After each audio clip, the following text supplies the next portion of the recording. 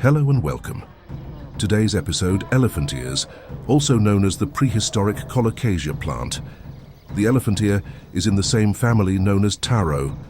Taro is processed and made into poi, a Hawaiian staple food. The elephant ear plant is a tropical plant with huge bright green leaves that can grow up to 5 feet tall and 5 feet wide. As the name suggests, its broad leaves resemble the ears of an elephant. Kelly knows that for many visitors to Hawaii, this is a once-in-a-lifetime trip. Mr. Dunn knows how important it is to make the tour fun and informative. During his 3-hour guided walking tours, Kelly talks about the trees, plants and flowers, along with Hawaiian history and culture.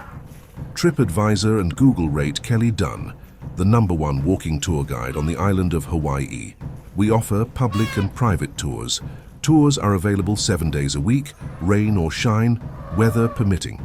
If you are planning a trip to the island of Hawaii, please call ahead for tour details and availability. Call 808-640-3888. Aloha and mahalo.